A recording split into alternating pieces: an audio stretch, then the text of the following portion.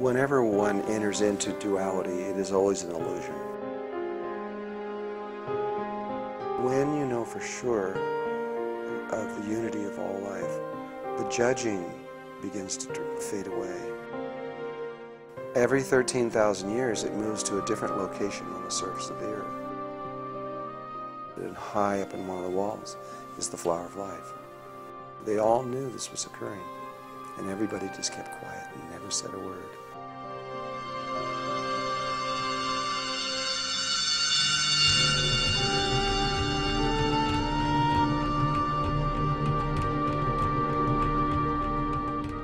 There is a way that if you are connected to Mother Earth and Father Sky, you can just stand there and not even be concerned. And so Melchizedek consciousness is back on this earth, helping to find ways to get every last single person through to the next level of existence. And there has never, ever been a time when we haven't found a way. Drunvalo Melchizedek is a Druid name. It was chosen for me by others, not by me. And what Drunvalo is in Druid terminology is a little tree that grows by a creek. So there's Drunvalo trees. They're little trees, and they just usually by small little streams. But Melchizedek is also Druid. The Druids felt that Melchizedek was one of their most important aspects, and that they felt that Melchizedek lived in the center of the earth. This ties into many of the indigenous philosophies around the world. But on a bigger level, what it is that when this universe was created, and at this point I'm using words, and you can't really use words to talk about what I'm talking about. And so it's limited, and you must understand that there are no words that can really truly describe what I'm about to say. So this is an approximation. But when this universe was created, it was created in such a way that God decided to step into the creation and experience it directly in a different kind of way than God had before. And when God stepped into this, and there was nothing, there was no planets, there was no stars, there was absolutely nothing. In fact, it was the void, which science now calls 0 point. It is the vacuum with nothing in it whatsoever. So there was nothing. And but when God stepped into it, the vibratory frequency of the name of God stepping into it is called Melchizedek. It's a vibratory frequency. And then the instant later, and there is a time sequence, the Christ was created. And Melchizedek and Christ are intimately connected together. This is why when Jesus started to do his ministry, he couldn't do it. He couldn't do anything until he became part of Alpha and Omega Order of Melchizedek, because he had to connect to the Melchizedek aspect in order to complete this, what he had to do here. But the moment that the Christ was created, a third component was created, that which is both the Melchizedek and the Christ, and that we have no name for on earth, but the Hindus call it the Supreme Personality. It is that which is greater than both, or the summation of both the Melchizedek and the Christ together. And so there was this trinity, there's three aspects of things that almost instantaneously went bing, ding, ding, but there was an order. The Christ is the body. It is the physical aspect of all of creation. So the planets, the stars, the suns, the people, and everything that we can see, and even everything we can't see, all of that is part of the Christ. It's the body of Christ.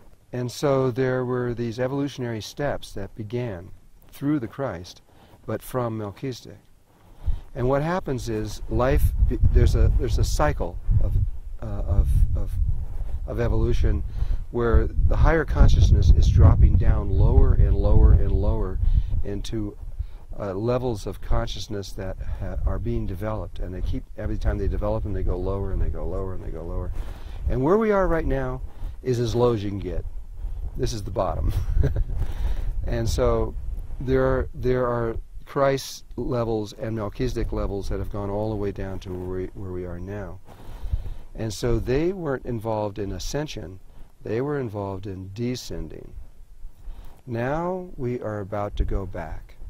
And so consciousness is about to make this journey back to the source. And we are about to make huge leaps and jumps in consciousness, the likes of which no one's ever seen before. And it's going to be quite a journey because we've already created it and now we're going to move very rapidly going back. It's going to seem impossible, but it's not impossible because we made it. We can do it. And the truth is that everybody is Melchizedek and everybody is Christ. Everybody is part of that energy.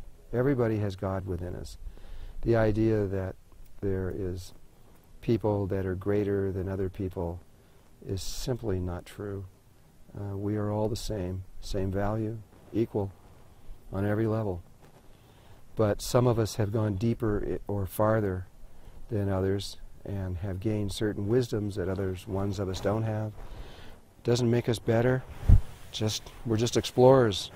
And now we're coming back. We're all going to come back together at this point where poof, none of this exists. And we're just oneness again.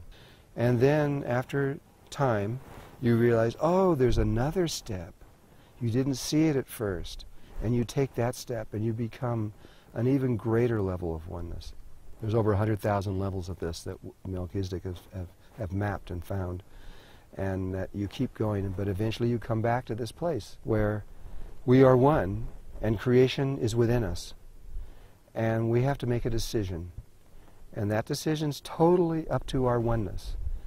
We can go back out of this whole level of creating things and back into the oneness of who we were before, or we can take another cycle around again. And if we do, we become a Melchizedek again. And life instantly uses us because we now know how to live in all the dimensional levels and sustain ourselves. And each dimensional world is incredibly different. It takes a long time to learn how to sustain yourself in each of these different worlds.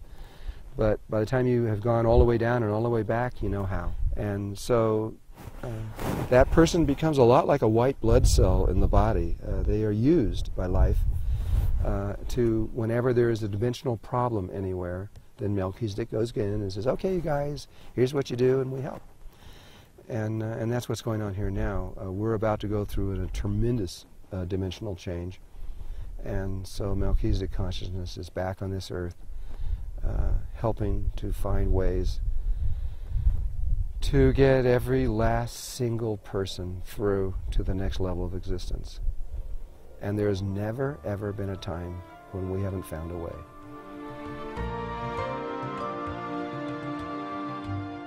There's people from everywhere, and everybody here is into spiritual ideas and thoughts and meditation and yoga. The garbage men are into UFOs. It's kind of, that's what it is, you know. It's an energy that comes out of here. There's very powerful vortexes. It's a rotating energy that comes out of the earth. And people, the Native Americans from long ago, they treated this place as purely sacred ground. And they didn't live here. Though they built houses and things here, they were like summer place, or people that were traveling. And they came here to die and to be born. People come and they feel this energy, and if they stay here very long, it excites them, and they get interested in spiritual things. Perhaps it triggers Kundalini in people, I don't know. But there's something here. When I was doing work years ago with people, I used to do lots of workshops here. And part of that workshop is clearing emotional work. And I discovered right immediately doing emotional work here is different than anywhere else, because in other places to get the person going took a lot of energy. Here, you just give it a little push and they emotionally explode. They can't hold back. And it's the best place I've ever seen in the world to do emotional work.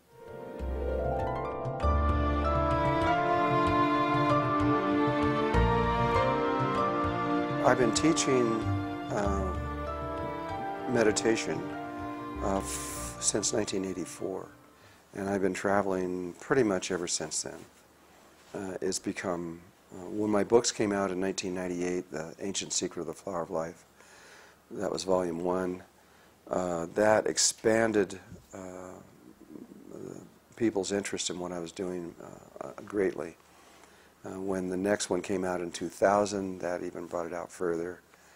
The third book was Living in the Heart, and that opened up a whole new area of meditation that I had never talked about before in the other ones. And the newest book, which is just coming out now, which is The Serpent of Light, that's not a book of meditation.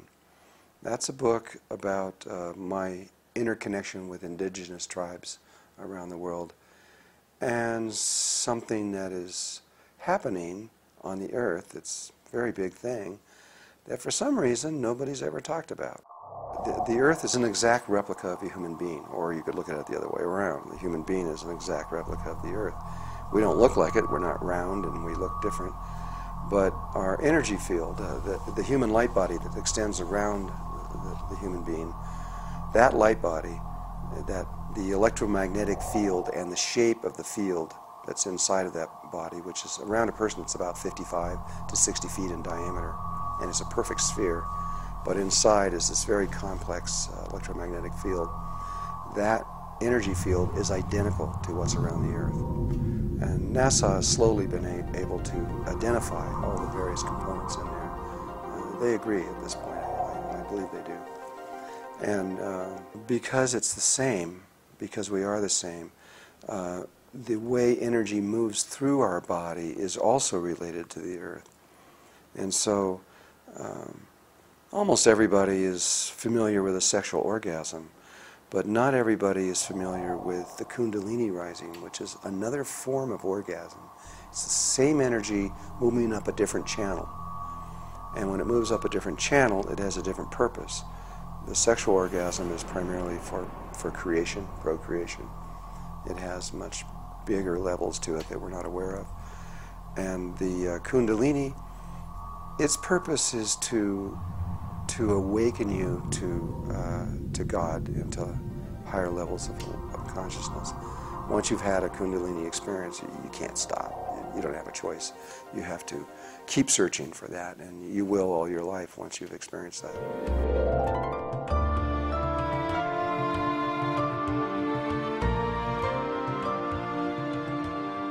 Well, that's what this book is about, the new book, The Serpent of Light. The Kundalini of the planet, from a human being, it comes from the base of the person and moves up their chakra system, and it moves like a snake. It moves in a sine wave signature as it moves up the body. And in the Earth, it comes from the center of the Earth, the very, very center of the Earth, which is the base chakra for the planet. And it comes up again in the same kind of way, and it comes up to the surface, and it links. So the two poles of the center of the Earth and the pole of where it connects to on the surface of the Earth, in between there becomes the chakra points of the Earth. But it's temporary. It stays there only for it stays in one location for about 13,000 years. Geological time, that's pretty temporary. And then every 13,000 years it moves to a different location on the surface of the Earth. And wherever it moves to, wherever it chooses, we don't have any control over that. Wherever it chooses, the people that live in that area, and it goes out for quite a ways. I don't really know, but I'd have to I could figure that out but I would say for at least 700 miles or so in radius around that area, anybody living in that area, it triggers their Kundalini.